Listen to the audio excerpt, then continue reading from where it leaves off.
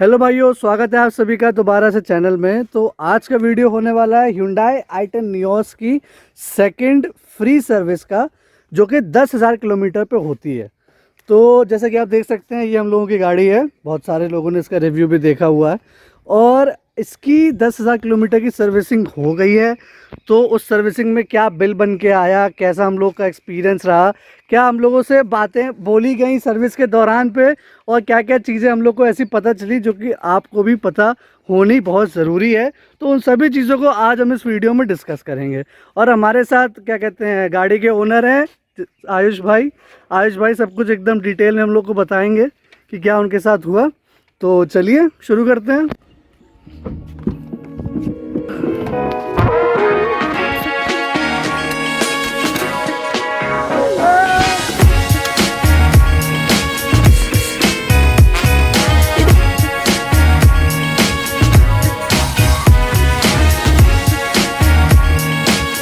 हम लोगों ने स्पीड पकड़ ली है। तो फिर आयुष भाई, सबसे पहले तो आप ये बताओ कि जब आप सर्विस करवाने गए थे तो इसमें क्या क्या मेजर काम हुए हैं, डिटेल से बताओ।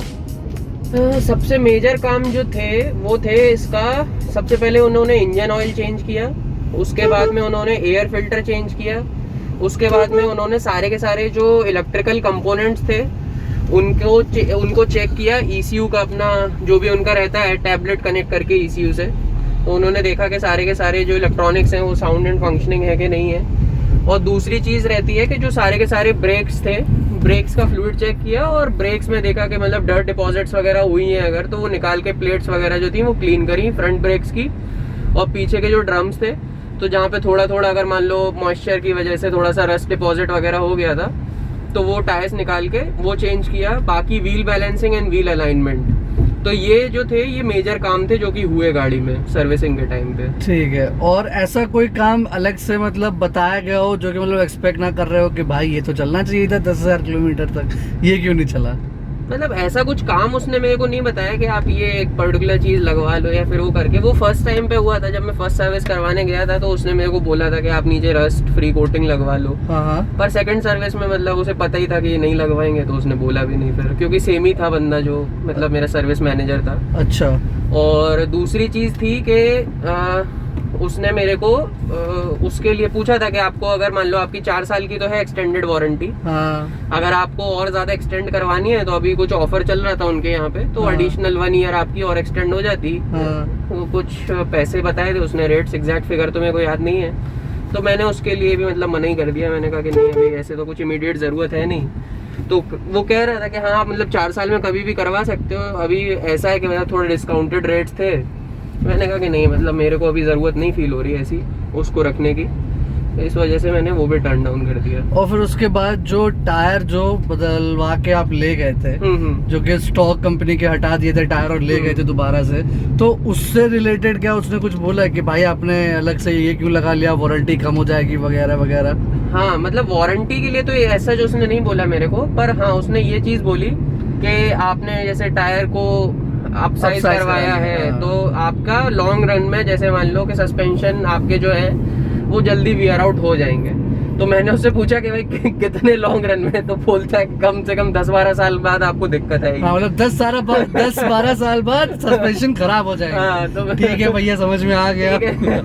तो उसने पूछा कि आपने क्यों अपसाइज करवाए, मतलब ऐसा क्या रीजन था। तो मैंने उसको बताया, मैंने कहा कि भाई मेरे को हाई स्पीड पे टर्न लेते में वॉबलिंग इफेक्ट फील होता था, मतलब हाँ। इसलिए मैंने अपसाइज करवाया और उससे मेरे को काफी ज्यादा सही है, मतलब अभी वॉबल इतना फील नहीं होता।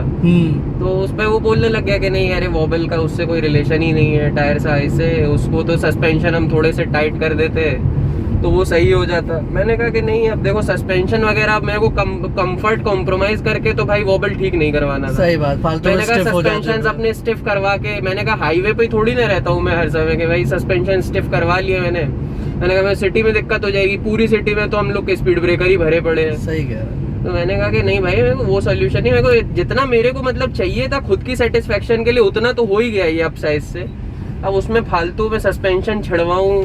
फिर मैंने उससे ये भी बात पूछी, मैंने कहा कि अगर आप सस्पेंशन छेड़ोगे तो तब वारंटी आपकी वर्ड नहीं होती है। तो क्या बोला फिर? कि नहीं, हमारे यहाँ पे सारे के सारे सर्टिफाइड पैरामीटर्स के थ्रू करते हैं हम, हुंडई ने जो हमें पता है वो, इसलिए तब वारंटी वर्ड अच्छा, मतलब मतलब 20 मिलीमीटर टायर की लेंथ बढ़ा ले तो वारंटी वॉइड हो जाएगी। हाँ सर फालतू की बातें करा ले उनसे। और जो एयर फिल्टर बता रहे थे कि बदला गया, हाँ। तो जैसे जब मैं सर्विस कराने गया था इग्निस को, तो आई डोंट थिंक कि शायद उसने एयर फिल्टर बदला था। हाँ। तो जो बोल रहे थे कि नहीं चल जाएगा, उसने साफ करके दोबारा लगा दिया था। तो इसमें एयर फिल्टर बदला गया था। हाँ, एयर फिल्टर पूरा बदला है, उसने नहीं डाला है। पर एयर फिल्टर कुछ इतना ज्यादा खास गंदा भी नहीं था, पर उसने बदल ही दिया पूरा। उसने कहा कि मतलब उसने एक्चुअली, मैंने भी इसीलिए एग्री कर गया मैं, क्योंकि Hyundai वालों ने अपने सर्विस सेंटर पे जो कंज्यूमेबल्स हैं उनकी लिस्ट लगाई हुई है कि आपको कितने किलोमीटर्स के बाद पे कौन सा कंज्यूमेबल अपना चेंज करवाना है। अच्छा। तो 10,000 किलोमीटर्स के रन के बाद में दे विल एडवाइस ऑन कि आप अपना इंजन ऑयल और अपना एयर फिल्टर जो है दोनों के दोनों चेंज करवाएं। अच्छा। तो वो मतलब Hyundai की तरफ से रिकमेंडेड कंज्यूमेबल चेंज है। मतलब उसमें ऐसा नहीं है कि उसने जबरदस्ती पुश किया मेरे को उस चीज के लिए। अच्छा।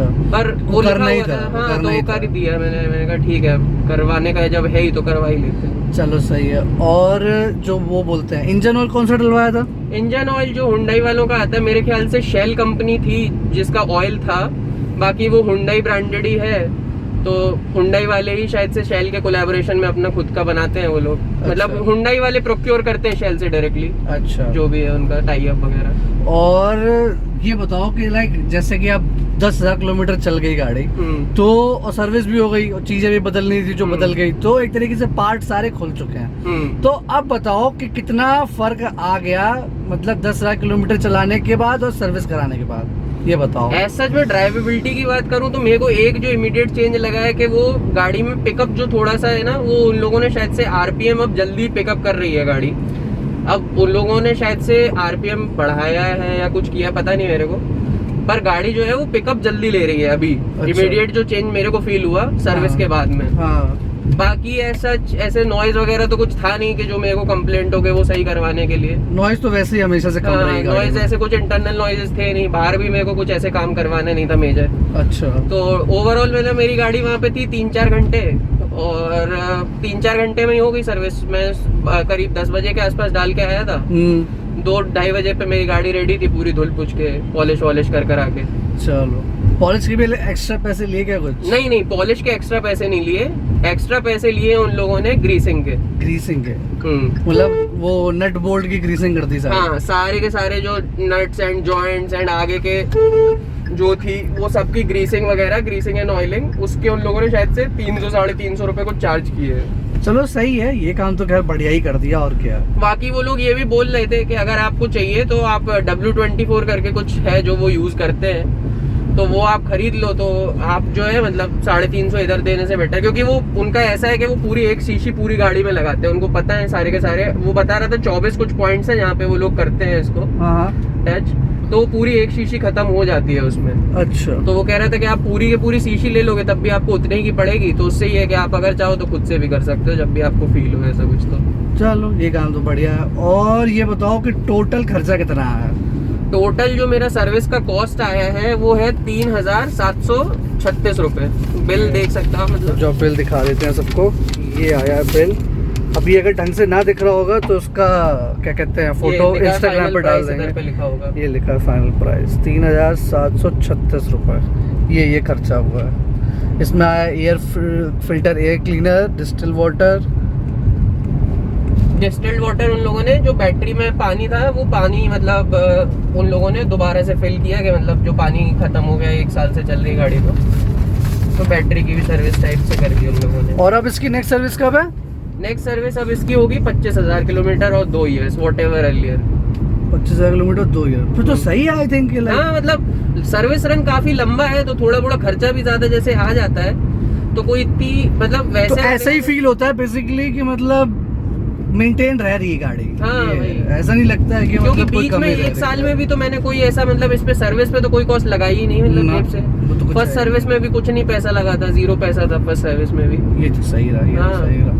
लाओ मैं भी थोड़ा चला के देखता हूँ कि कैसा फर्क आया है। हाँ। आओ जो रिकॉर्ड कर लो।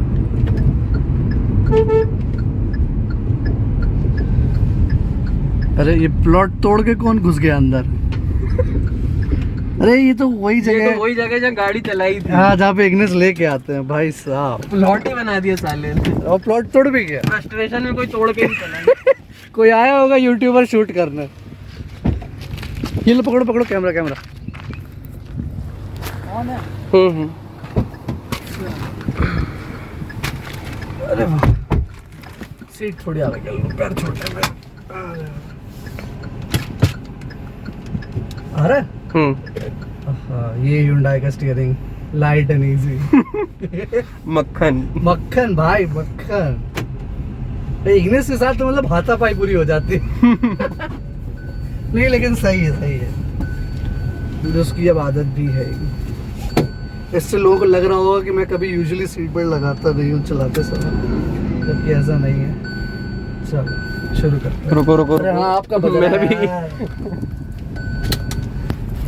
चलो हाँ ये तो है। फील हो रहा है ना जो थंब था, खुल गई है एकदम से। हाँ खुल गई है वाली फीलिंग। गियर में भी कुछ काम कराया था क्या? नहीं वही नॉर्मल जो वो लोग ने ऑयलिंग ही, मतलब इसमें तो लेकिन कोई ऑयलिंग भी नहीं हुई गियर वेयर में तो। क्योंकि अब जैसे पहले जो गियर डल रहे थे ना, थोड़े से ऐसा लग रहा था कि मतलब अटक रहा है कहीं पे कुछ। हल्का सा अटक रहा। अब ऐसा लगता है कि एकदम सॉकेट, मतलब जहाँ पे भी घुस रहा है एकदम परफेक्टली घुस के आ रहा है। ये तो है। फोर्थ गियर में भी वो लग रही है अब इसमें, क्या कहते हैं, पंच। कि मतलब फोर्थ गियर पे भी लो स्पीड पे भी उठा रहे हैं तो लग रहा है। कोई ऐसे हिचकोले खाने वाली बात नहीं गाड़ी। सस्पेंशन अभी भी वही पुराने वाले मेंटेन्ड है, एकदम बढ़िया से सपल एंड प्रॉपर।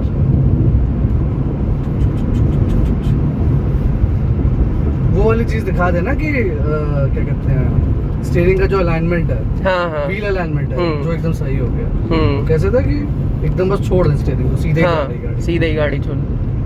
पहले जो था इसमें अलाइनमेंट की दिक्कत थी तो हाँ, अब मतलब तो रोड टेढ़ी है। लेकिन आप सामने दिखा सकते हो कि एकदम सीधे ही जा रही है। हाँ, अभी कोई मतलब स्टीयरिंग छोड़ के चलाने पे पहले मतलब 3 डिग्री का ही था, मतलब माइनर ही था जो भी आया था डिफरेंस अलाइनमेंट का, तो वो उन लोगों ने अब करेक्ट करके दे दिया है। सही है।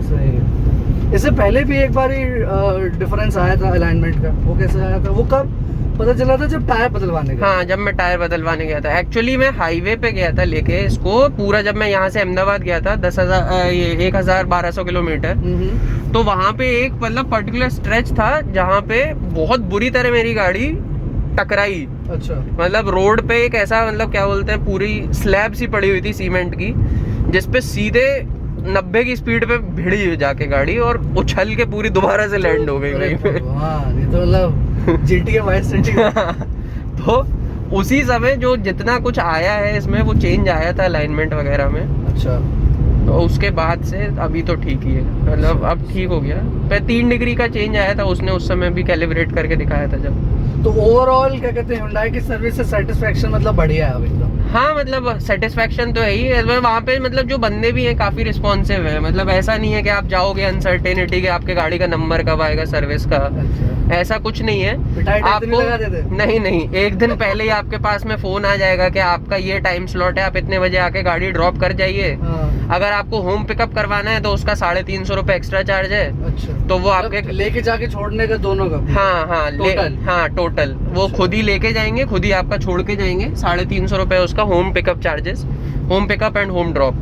तो अगर आप खुद से दे के आ रहे हैं गाड़ी तो आपको टाइम स्लॉट दे देंगे वो। बाकी कोई आपको दिक्कत नहीं होगी। ऐसा नहीं होएगा कि पहले से और गाड़ियां बीच में लगी हुई हैं, आपकी गाड़ी बाहर खड़ी वेटिंग में। आप अपने टाइम स्लॉट पे जाओ, सीधे आपकी गाड़ी वो रिसीव करेंगे, आप कस्टमर वेटिंग लाउंज में बैठ सकते हो। बस ये चीज़ है कि मतलब हम जो भी हमारा सर्विस एरिया है वहाँ पे रिकॉर्ड नहीं कर सकते कुछ भी, तो रिकॉर्डिंग वो लोग अलाउ नहीं करते। बाकी ऐसा कस्टमर लाउंज वगैरह भी ठीक ही है, मतलब सैनिटाइज वगैरह करने में लगे पड़े थे वो लोग। बाकी आप चाय पानी वो तो जो रहते ही है नॉर्मल, वो भी सब ठीक ही ठाक। भाई कुछ माइलेज में फर्क आया क्या? माइलेज अभी यार मैंने टेस्ट ही नहीं किया। अभी सर्विस कराने के बाद में एक ही बार चली, आज दूसरी बार चल रही है। अब माइलेज टेस्ट करेंगे, माइलेज टेस्ट हम कर लेंगे कि कुछ डिफरेंस आया कि नहीं। हाँ, सही है। चलो, I think guys that was it. आपको पूरी इन्फॉर्मेशन मिल गई होगी कि Hyundai की 10,000 किलोमीटर के बाद सर्विसिंग में क्या क्या देखना होता है, क्या क्या नहीं देखना होता है। एंड आप जो बिल दिखाया आप उसका स्क्रीनशॉट भी ले सकते हैं इन हम्म। केस अगर आपसे कोई एक्स्ट्रा चार्ज करने की कोशिश कर रहा हो ड्यूरिंग द सर्विसिंग टाइम। और हाँ, दूसरी हाँ। चीज़ ये है कि जो मेरा मतलब मेन खर्चा जो आपका आना है वो आपका इंजन ऑयल का ही आएगा, इंजन ऑयल, एयर फिल्टर का। बाकी जो एक आधे कंज्यूमेबल आपके चेंज होंगे उनका आएगा। मेरा जो खर्चा था मेनली मेरे ख्याल से मेरे 800-900 रुपये एक्स्ट्रा लगे, क्योंकि मेरा व्हील बैलेंसिंग एंड अलाइनमेंट जो था वो भी गड़बड़ था। तो व्हील बैलेंसिंग के मेरे जो थे वो लगे 450 रुपये, 125 रुपये के मेरे वेट्स लगे, और शायद से अलाइनमेंट का जो उनने 350-400 रुपये चार्ज किया है वो। तो वो खर्चा अगर आपकी गाड़ी में व्हील बैलेंसिंग अलाइनमेंट का काम नहीं होना है तो वो खर्चा आपका बच जाएगा, तो उस हिसाब से आपकी कॉस्ट भी उसी हिसाब से कम हो जाएगी। देखो बिना बिना हाथ लगाए चल रही थी अभी। ओहो सॉरी, सेकंड पे। चलो ठीक है, चलो guys, thank you for watching and bye bye, take care.